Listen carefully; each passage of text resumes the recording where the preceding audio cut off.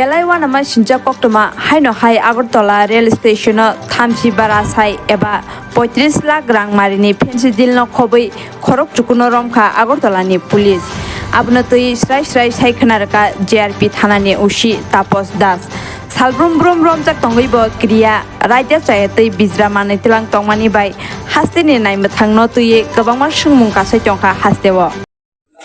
হ্যাঁ, গতকালকে আমাদের আগরতলা রেল স্টেশনে আমরা আগরতলা জিআরপি এবং আগরতলা আরপিএফ মিলে একটা জয়েন্ট অপারেশন করি, যেটা আমাদের কাছে খবর ছিল যে একটা যে পার্সেল ভ্যান আছে, একটা কন্টেনার আছে, এটার মধ্যে কোনো অ্যান্টি নার্কোটিক্সের ড্রাগ থাকতে পারে আর কি।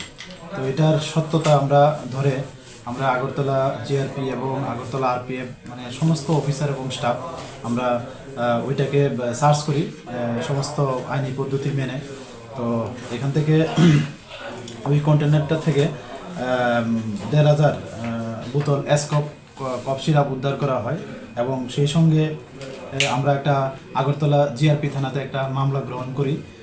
তো এই মামলা সূত্র ধরে আমরা মোট ৯ জনকে গ্রেপ্তার করা হয়েছে এখন পর্যন্ত।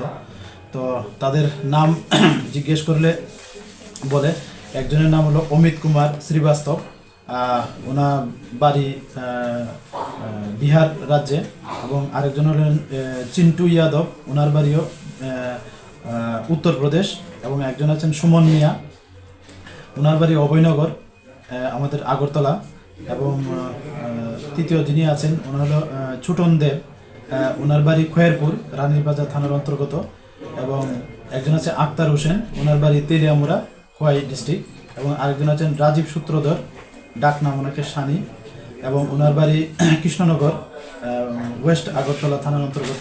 আরেকজন হলো মাজারুল ইসলাম, উনি নবীনগরের বাসিন্দা, যা বিশালগড় থানার অন্তর্গত, এবং একজন আছেন চান মিয়া, ওনার বাড়ি রাজনগর তেলিয়ামুড়া থানার অন্তর্গত, এবং আরেকজন আছেন প্রসেনজিৎ দাস, উনি অম্পিনগরের বাসিন্দা।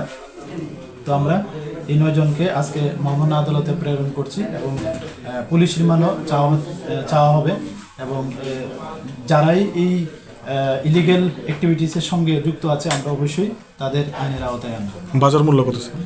এটার বাজার মূল্য যা ডেস্টিনেশন মূল্য হতে পারে ৩০ লক্ষ টাকার আশেপাশে হতে পারে। কোথায় নিয়ে যাওয়ার উদ্দেশ্যে তারা এখানে? এটা তো তারা অনেক কিছু মানে এখনো রিভিল করছে না। তো আমরা এটা দেখছি এটার সোর্স কোথায় এবং এটা লাস্ট ডেস্টিনেশন কোথায়, এ নিয়ে আমরা চলছে, তাদের ইন্টারোগেশন চলছে, এবং আমরা আরও পুলিশ রিমান্ড চাচ্ছি, দেখি আমরা আরও কি বেরিয়ে আসে।